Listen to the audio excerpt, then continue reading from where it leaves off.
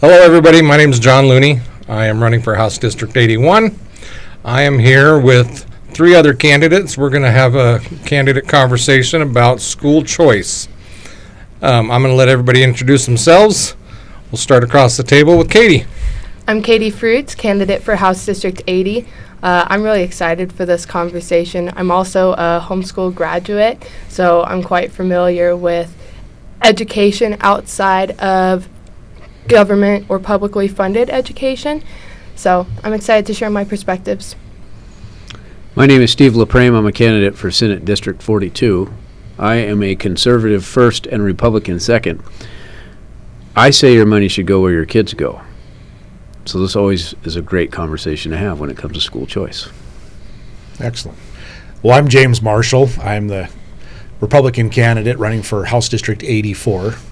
And I've already, been a little outspoken on what is, the public school system and the impact it's had on our kids. So for me, leading into this, I really didn't have a whole lot to, go off of, but my voters have really been coming to me about school choice. And so that's where I've had to start to educate myself on what school choice really means and how the homeschoolers are looking at how it will impact them teaching their children. I want to start with you. So what's your position on, explain your position on the money follows the child? Well, I'm not a fan of the public school system at all. I put my kids through it, and I'm grateful for that experience. But the change that I saw from the oldest child that we have to the youngest child and what has happened in the public school system is crazy. And socially, DEI, all the things that they teach our kids that I don't want them to teach my kids. And when our kids were young, we really didn't have a great environment in which to homeschool them correctly. We had a couple of curriculum-based things that we could send for. They weren't really, in my opinion, great. They were okay, and so we kind of missed this opportunity with our kids. And if I had to do it all over again, I would homeschool my kids. Or if I could have afforded it, I would have put them into one of the private schools here in town. But they are not funded well at all. And so most of the time the funding they get in, St. Andrews, Helena Christian, a lot of their funding goes back to the community and scholarships to kids who can't afford it so they can give them a good opportunity to be in a correct atmosphere for good education. And so my position is you should be able to just choose to educate your kids on however you wish, and if you want to support those schools, then you should be able to support them no matter what. You shouldn't have to be a slave to paying taxes to the public school system. So me and Katie are going to probably team up on you. That's fine. But Katie, explain what the differences are between public, private, and homeschooling. Right. Well, really, private schooling and homeschooling fall under private education. They're both the same category. I was actually at Helena Christian just the other day judging their speech tournament and had a great conversation with one of the teachers there who was on the exact same page with private school and homeschool are like in the same category because they're not publicly funded. And I think the thing to point out is the reason we have the issues with public education like we do is because it's government schooling, right? You can look back through the history of why our public schools are set up the way they are, with Persia and all of that. They were set up to train up good soldiers who wouldn't necessarily ask all the questions, who would be obedient, listen to orders, not think for themselves, because their goal was not to raise free thinkers, it was to raise soldiers. And what also the great thing about good soldiers is they also make good factory workers, because again, listen, don't necessarily ask all the questions, don't necessarily think for themselves all the time. And so that's why America has since adopted that same model of public education. But the thing is, the reason that it's being so, I would say, infiltrated with woke ideology and DEI, CRT, all of those things, is because it falls under the branch of public education. Whenever anything receives public funds, it is subject to government regulation. And that's what makes private education so powerful, is because you're not forced to adhere to the same regulations, the same, I guess, standards that the public schools would face. And so I guess an example of this would be, we do have standards for public schoolers in the form of testing and curriculum requirements, right? Homeschoolers don't have to adhere to those. Private schools don't have to adhere to those because they are not publicly funded. You also see the same thing with religion. Public schools can't really talk about religion because they're public. They're publicly funded, right? You don't want somebody to look and say, well, let's say I'm an atheist, I pay taxes, I fund the public schools. I don't want my kids who go to the public schools to be, they would say, indoctrinated with Christian religion, right? And a Christian can look at the public schools the same way and say, I wouldn't want my kid to go into that environment. But because they're public, they have to be neutral. Even though they don't often, live up to that level when it comes to politics and religion, they're supposed to be neutral. And if we allow public funding to seep into private education, with that comes government regulation, and with that comes neutrality. And so we actually can see this happening in states that have adopted school choice policies and the way that it's affected homeschooling and private school curriculum. For example, one is called Bookshark, I think. There used to be Sunlight Learning, which was a Christian curriculum, but I think this was in a state that did ESAs, which is not the same as what Montana is pushing for with the tax credit scholarships, but overall, they're both school choice mechanisms. And what happened was the secular curriculums were supported by public funding, or they were a part of approved curriculum for the government to fund. And so secular curriculums were starting to win out over Christian curriculums because, if somebody dangles money in front of you, you're going to take it. That's what we see with people all the time. And it's forcing Christian curriculum and Christian learning out of the conversation. And so my fear is that by adopting these school choice policies, we will effectively lose all real choice we have because everything will become government funded. So the reason I asked you that question is because I think me and Steve have talked about this before. I really see school choice as exactly what it is, school choice. I homeschool my kids. Sure. So I've made the choice, knowing what it was going to cost me, knowing the results of my choice or the consequences of my actions, I made that choice. I think people get confused about the differences between public, private, and homeschool. And when you say, I don't want to fund private schools, or I don't want to fund a different choice of types of school, micro schools or whatever they're going to call them, I don't have a problem with that. What I will fight for and defend adamantly is stay out of homeschooling. Yeah, I don't disagree with that. It's just, I think there was a couple of bills that they tried to pass and they want, and I get it. I get that you want the tax credits for homeschoolers, but the problem is right now there's very, very little regulation over. I have to report to the school district that I'm homeschooling, and if I have a daughter that is in high school that wants to take partial classes at public school, there's some regulations that affect that. But as soon as I take a tax credit or I take money or the money follows my child to homeschool, it'll work great for the first 2 years after the session, after the law passes. And then everybody's going to figure out, oh, I get those tax credits if I keep my kid at home. And so then the next thing that happens is everybody starts homeschooling, which great if that's what they were doing for the purposes of homeschooling.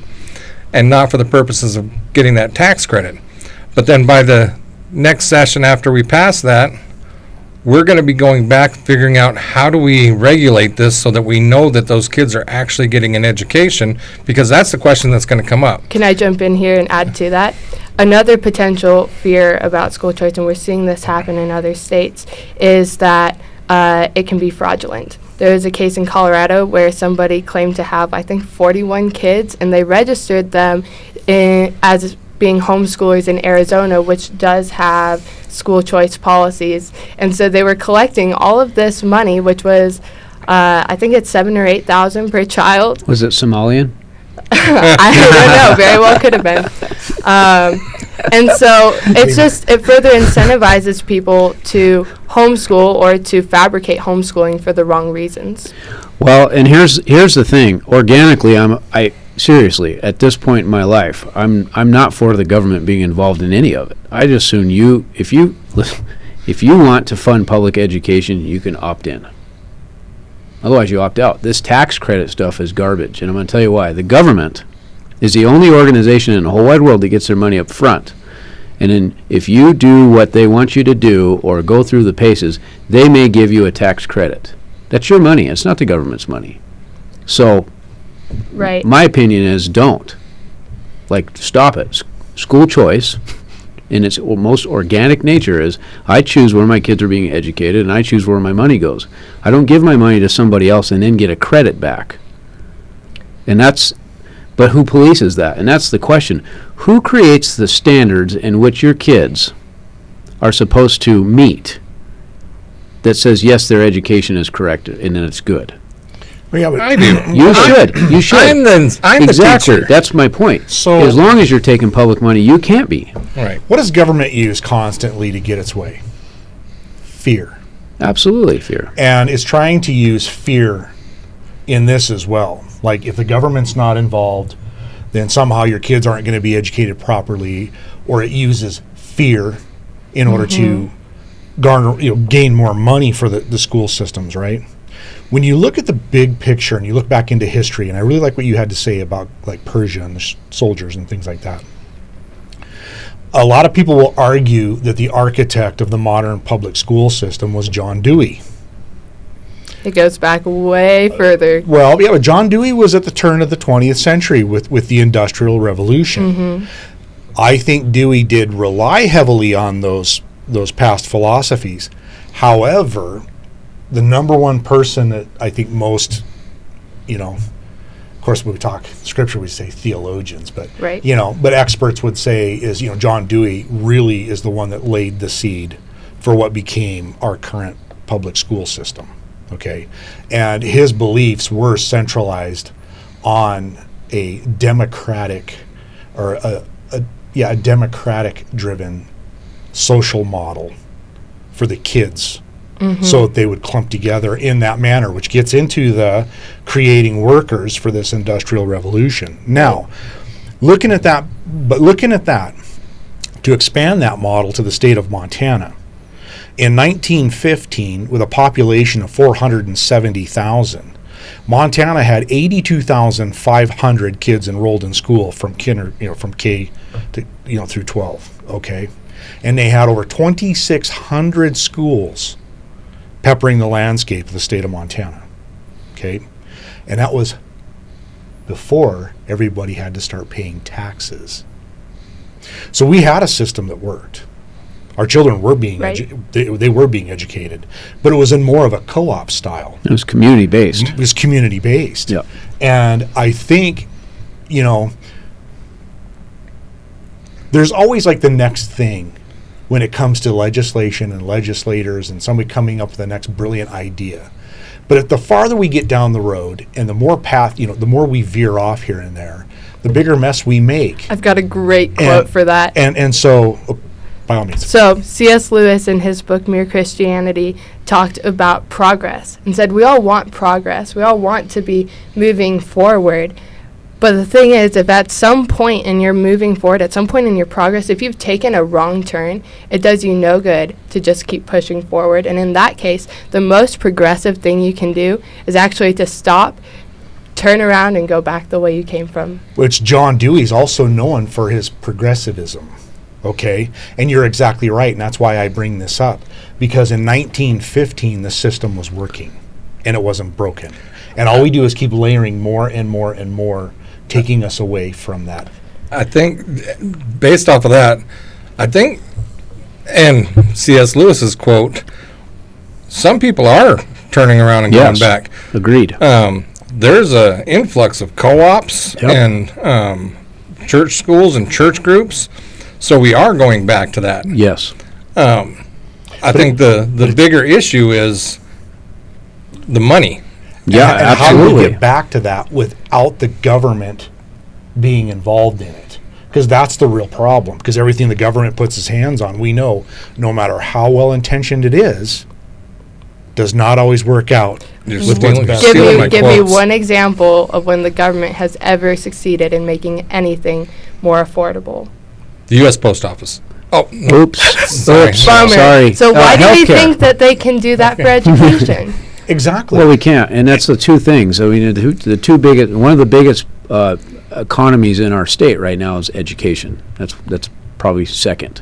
And the most convoluted and Yeah. difficult to understand tax system. And our idea is to throw more money at it. That's not the answer. It's not, that is the definition of insanity: is doing the same thing over again, over and over and over and over. Expecting throw more a different money, result. expecting a different Right. result. So, if we had a magic wand, if I had a magic wand, I'd be like, let's do exactly what C.S. Lewis said, and let's just go, which we're seeing a movement in that, right? Right. But unilaterally, we'd have to just say, that's it,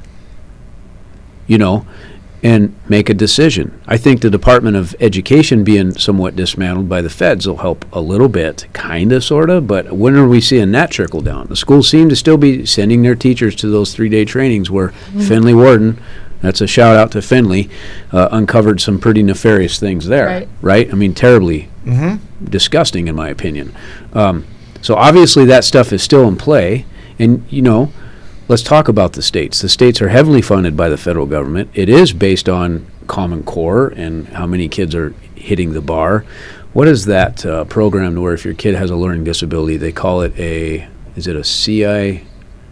ESA or? What is it? I had 2 kids on that program, okay, because they deemed 2 of my kids were had some issues with learning, okay? Learning disabilities is what they called it. Now, I could be fact-checked on this, but what I understood at the time, and this is a long time ago now, not a long time ago, 5-6 years ago now, the more kids that are on those programs, the less they have to adhere to the Common Core standards and the more money they get. My kids still struggled through that program, and it was things like not doing homework, not doing this, or struggling with this, right, or forgetting their paper, right? So then I offered to take so I go to the school, I meet with these people, and I'm like, all right, email me the assignment. We can't. Okay. Print extras. We have a print budget. We can't. Well, here's $500. I'll pay more money to your print budget if you'll run a second one for my kid and then give it to me. That brings up another question. So It didn't work. it doesn't It work. failed. But even in the public school system, so when you get, because my daughters, who I took out of public school but started in elementary, Sure. in their supply list that we got at the beginning of the year, Yeah. it wasn't supplies that they needed. It was supplies that the group needed, and we were basically buying supplies for the classroom. Yeah, absolutely you were. Yeah. It's you're So what are my tax dollars going to if at the beginning of the year I'm buying supplies for the classroom anyways? well, you have 4 capital, you have extra principals at Capitol High and Helena High. You have a giant admin staff compared to what it was when we were young, right? I mean, way more. And you have union stuff. You have teachers that, You and I were military men, and we know how the government spends money through government budgets. And we know, and the school system is no different. It's not fiscally set up Well, to are they maximize dollars spent. are they supplanting money, or is that money actually being directly filtered to the right people? I mean, let's think about this. I think all of us would be probably a little less irritated with the current school system if it was flying right, but we don't trust it. We don't trust it. We don't trust that they're not going to teach our kids DEI. We don't trust that they're not going to teach our kids critical race theory. We don't trust that we can, here's the thing. My kid in middle school at C.R. Anderson had a world cultures class, okay? They had a Hindu guy, a local guy here, and I'm not putting him down. That was his belief structure. He was allowed to come into that class and teach those kids how to pray under the guise of teaching kids world culture. So there's my son praying for peace to whom I don't know. Yet as a Christian, I couldn't come in and give a Sunday school class to those kids under the same guise, and that's the problem. So, I mean, I feel like we're getting a little bit off base here. But if we had more faith in our public school system, that it was literally correct in just teaching our kids fundamental basics, Well, that gets back these to conversations wouldn't even happen today. But it gets back to the Department of Education, which was established in 1974? Something like Was it that. under Carter's administration? I mean, I'm trying to remember That back would be because pre-Carter, I think. I mean, I don't want to age myself here, but I really did enjoy my education growing up in the public school system. I will say I did, but it was a much different time then. Well, I think that's the every battle. day, We come from a First time off, when it was good. Christianity was not a bad thing No. to talk about in class. Every morning we said the Pledge of Allegiance. I didn't have teachers concerning themselves with what gender I chose or things of that nature. They were in it for the love of teaching, but sticking to the core things. Was my reading progressing? How was my math doing? My spelling, was my vocabulary growing? Those kinds of things. I wasn't subjected to all this other stuff that the kids are subjected to now. I mean, even into high school, I had really great teachers in Flathead High School, but none of them were bringing their personal life, their personal views into things. They were just sticking to their curriculum, and they were very passionate about what they were teaching. And I think because they were so passionate about what they were teaching, they weren't concerning themselves with all these other things. But you got to realize that falls out in that arena where the Department of Education was established, and it still takes a little while, before it really gets in and you start to see the influence of it. And that's why I was kind of in the beginning of that. The Department of Education had been established, but here in Montana, none of these things had caught up yet. So by the time I made it through high school, I kind of made it through, the twilight or the glory years. It was after, once you started getting into the 90s, you started seeing things change rapidly. You were in high school in the 90s? No, I was in college. Okay. I said once you started to see that. Well, here's the thing. I mean, real quick, John and I had this conversation, a very similar conversation what we're having today, and we kind of almost came to a stalemate. What's the answer? So, I think that the answer is to stop. I like your idea of stopping the system. Yeah. Right. Put a halt on it. And, it goes along with with every other conversation, taxes and getting rid of our forests, anything. But when you talk about the government, if there's no audit in place, somebody who's saying, where is that money going? I think I've probably had this discussion with all three of you at some separate time, but at the end of a budget year, when you work for the government and your budget, you're way under your budget. Yeah. What do you do? Or what Blow are you it, told to use do? it or use it. Lose it. Use it or lose it. Yep. And I can hide that under any line item I want in a budget. Yep. So how do we audit that and say, look, the people in Montana want to know every penny. I have to do it. Yeah. If the IRS comes in here and asks me what I spent 10 cents on, I better know exactly what I spent 10 cents on. You better produce the proof. I better have a receipt. Yep. It's got to go through my bank. I have to have reported it. Yep. Why don't we hold the same standard to our public education system? So I want to jump in here and point out we all are on the same page that none of us are appreciative of what the public schools are doing with our tax dollars, right? I think one thing that I would like to see happen is we're seeing a big divide between people who are for school choice funding and people who are against it. And ultimately, we all have the same problem that we don't like where public education is at. My issue with it, or one of them, is in what other aspect of the government do individuals get a say in what specifically their tax money goes to? For example, we all pay taxes, right?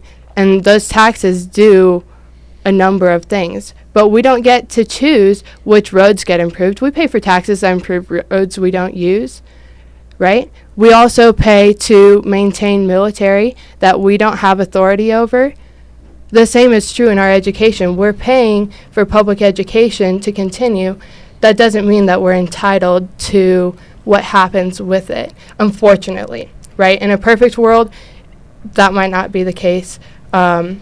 I ultimately think the problem started when we started government-funded education, but at this point, I also acknowledge that there is a need for it. Not everybody is able to homeschool or send their kids to private school, but ultimately, that's the issue here, is we can't be too upset because ultimately the problem is much greater than just school choice. The problem is tax dollars being used poorly, right?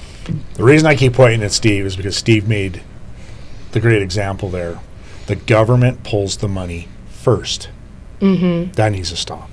Right, but they do it in every other aspect. It's not an issue unique to education, but we're trying to fix the problem with an education-specific resolution. And the other thing is you've got to ask yourself, if the problem is public schools and the way that they're using it, why are we trying to fix it by helping private and homeschool?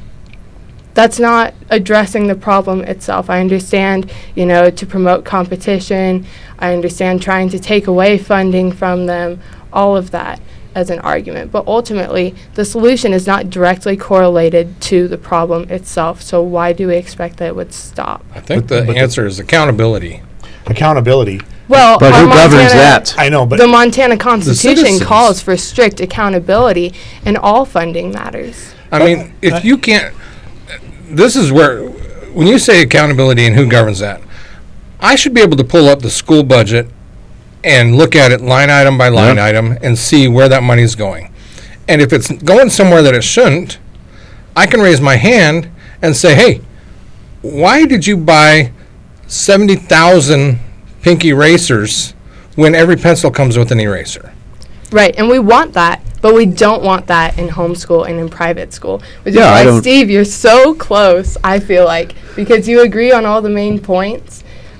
But the issue is, ultimately, if you take money from the government, you're giving up a bit of your freedom. That's why I say you don't give it to them to begin with. But ultimately, what's So what's the the answer? difference? You asked it. What's the answer?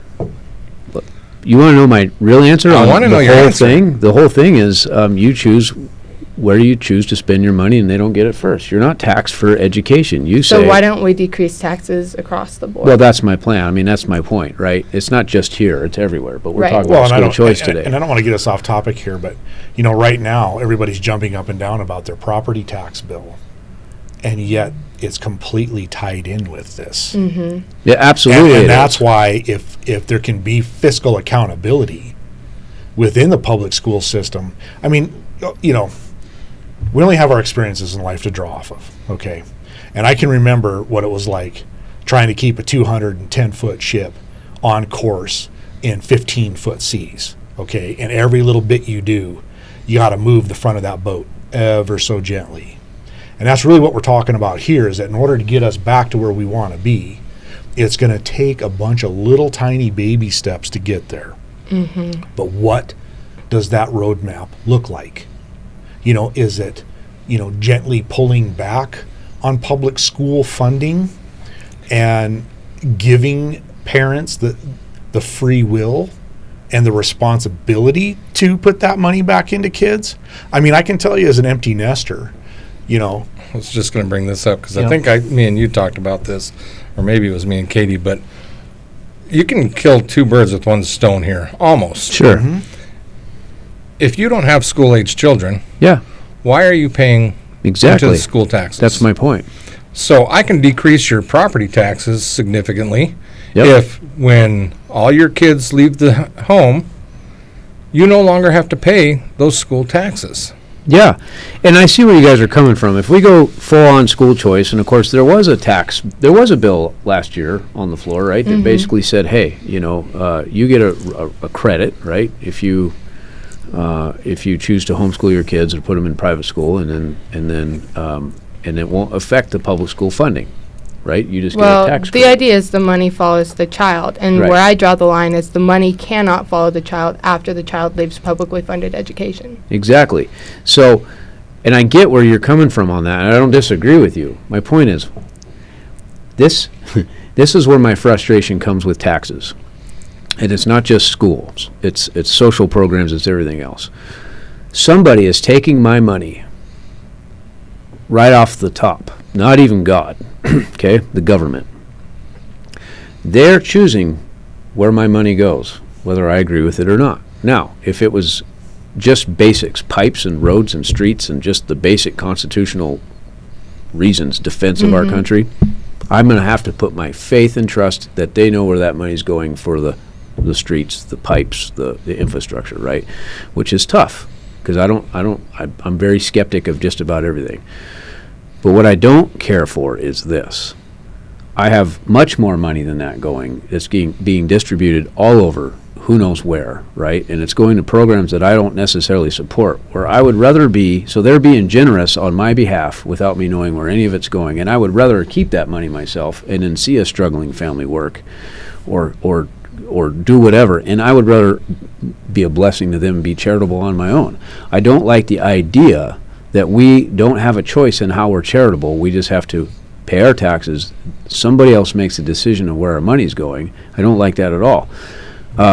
And it's the other thing that bothers me about taxes is that they get all their money up front, and if we either play by the rules or we don't play by the rules, that depends on whether or not we get a refund or not a refund, or we got to pay more. So if you're being a good steward of your business, John, and you do everything right, and you have money left over at the end of the year that you may or may not hold to the next year because, A, you care about your employees, you care about your business.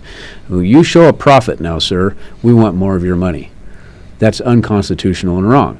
And that is an overarching problem, not just in education, it's an overarching issue in our United States. This specific talk is about education, but my opinion still is, we should choose where our money goes, whether that's in our own pocket to fund the things we want to go, or we opt in. So I my think question, I think you can kill two birds with one stone. right? Montana already has the most convoluted and difficult tax system in the country. Sure. If you stripped it down and then, I don't know, this is a dumb idea off the top of my head, I have a checkbox on my tax return that says I have kids, I don't have kids. I don't have to pay Yeah, that portion of school taxes right. because I already paid my 18 years or however long my kid was in school. Sure. Or if maybe I'm a young adult and I haven't had kids yet. Yeah, Why am I, but I want to buy a house. I agree with that. I don't think that's wrong. But I'm going to pay property taxes that the majority go to school taxes, and I don't have kids yet. Yeah, Right. So I completely agree with all of that. But what it comes down to is practically how do we implement this, and how do we make sure That's a that tough some part. politician down the road doesn't look and go, oh, those homeschoolers over there are getting a pretty good benefit from doing what they're doing. How do we make sure that their kids are actually getting educated? Because you got to have people like us to sit there and say, listen, They're not taking anything from the government. Nope. And they're not giving anything back to the government. They're doing their own thing with their own money, their own choice, which is school choice. Mm-hmm. We don't have any say in that. I hate the seatbelt law.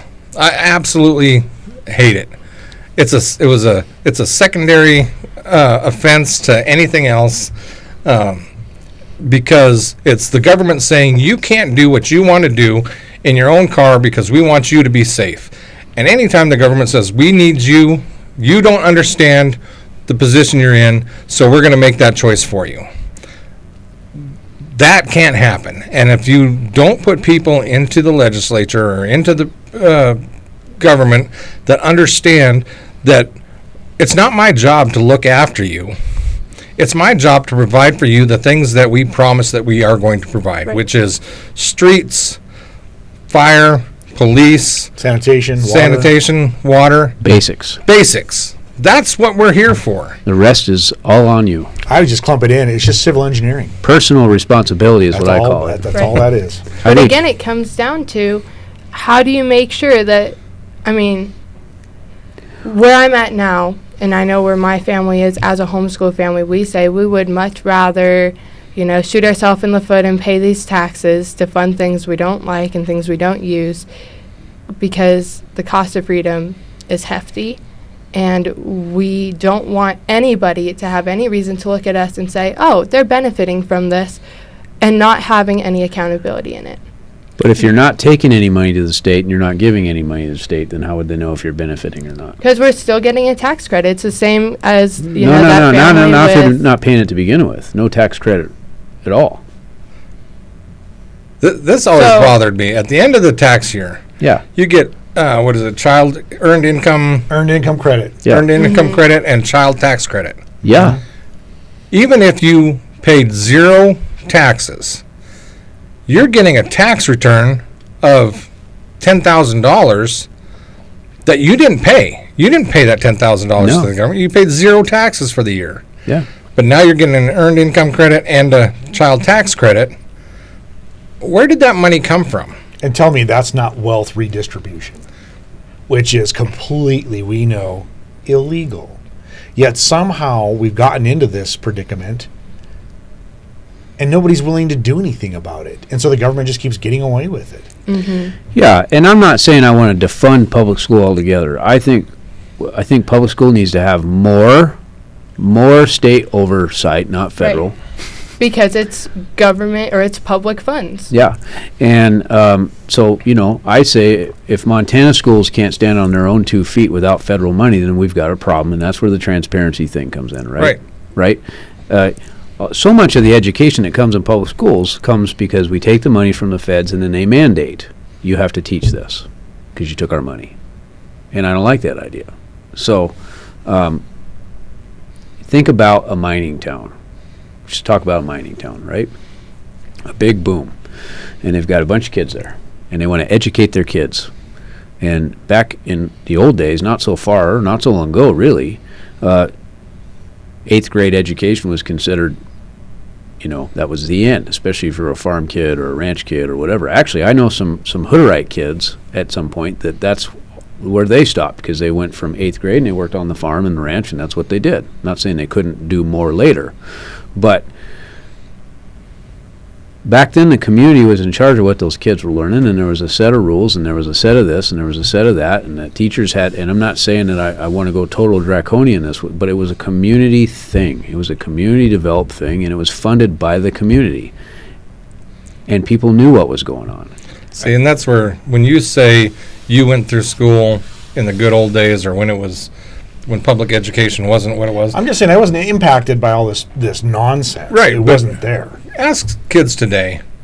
You don't count because you were homeschooled, so you like your teachers. But They're great. I remember my first shop teacher. I remember my science teacher. Mm-hmm. And I remember my kindergarten teacher, Miss Baker, because I played hockey with her son. And it was everybody knew everybody. I would go stay at their house to go to hockey tournaments. and for years. Yeah.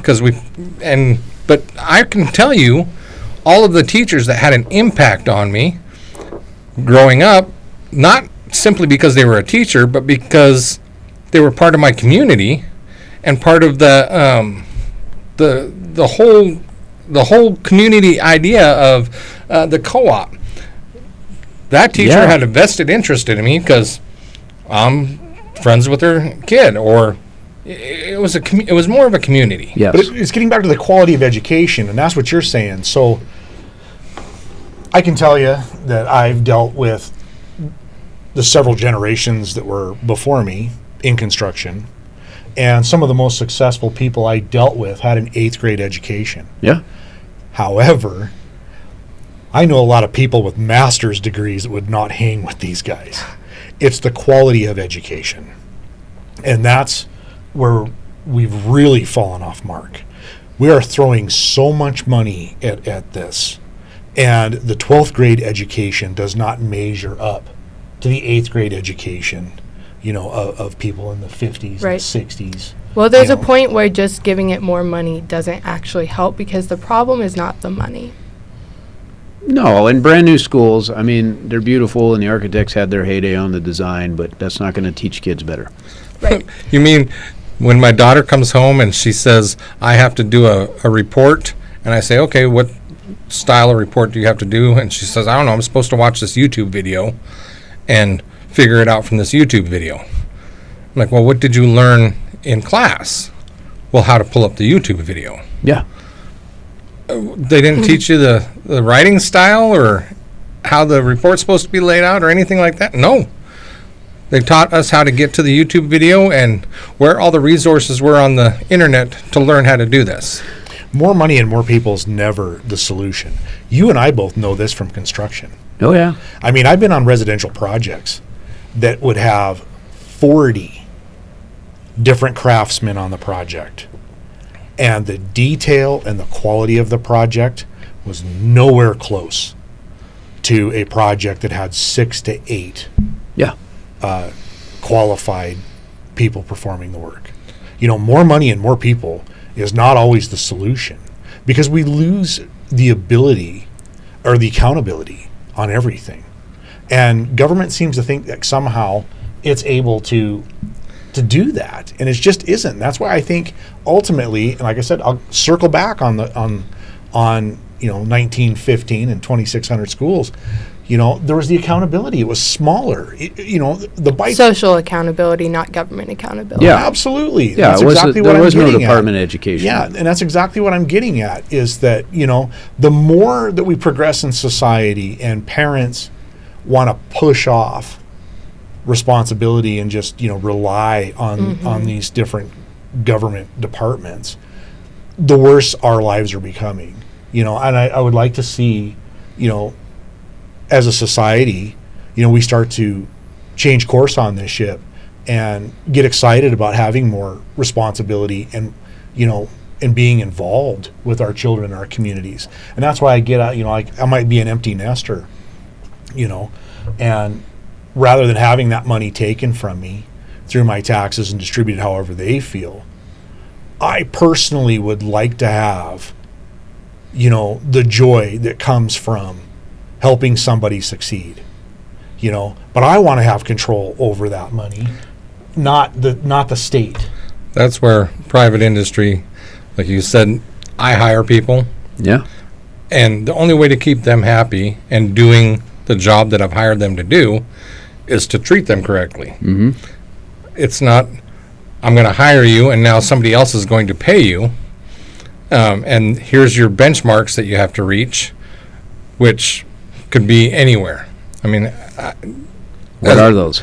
as a government worker, military, law enforcement, there's always a SOP, a standard operating procedure.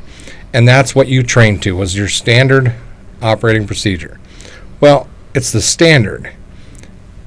There's always exceptions, but why would you just train to one standard when you could train to a higher standard? Yeah.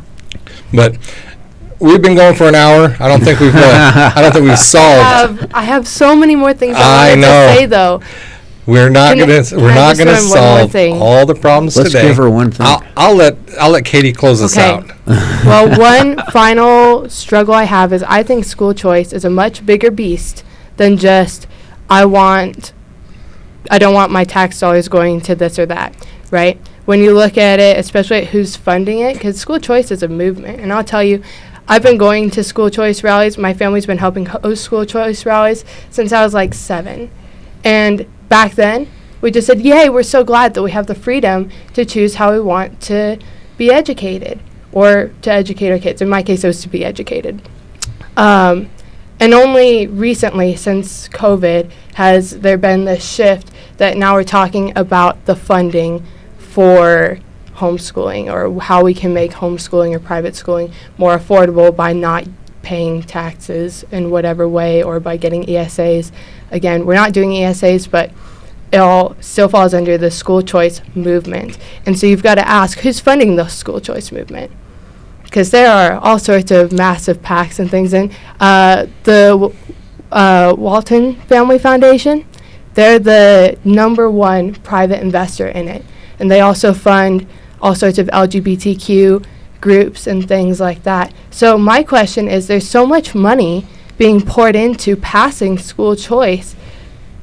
You know, couldn't that money be used to help give private scholarships to all of these kids who supposedly can't afford to go to private school? Because my understanding is that's the problem, or part of the problem. You know, I kind of see it as 2 sections. First is a family wants to do private school and can't afford it, and the second is having ownership of what your tax dollars go to.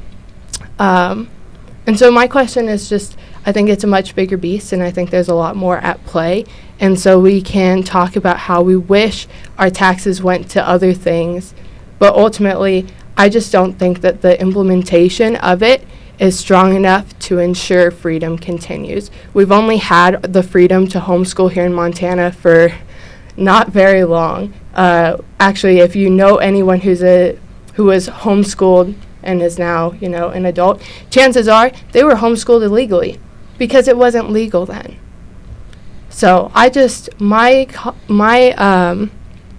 closing statement is we need to be extremely cautious of anything that could potentially open a door to increasing regulation outside of publicly funded education. I don't disagree. I agree with her 100%. Yep. That's why we have these conversations. I love it. Yeah. So we're not going to solve everything in an hour, but we're going to have more of these conversations. So Katie can pick the next topic. All right. Can't be school choice again. I know that's where you want to go. Because you know I could I talk know. for 3 more hours. But Anyway, I appreciate the conversation, guys. I Yeah, think thanks for having us. it opens up voters' eyes to how things are talked about and the ideas that their potential legislators have. yeah, where we came from, where we're at, and where we're headed to.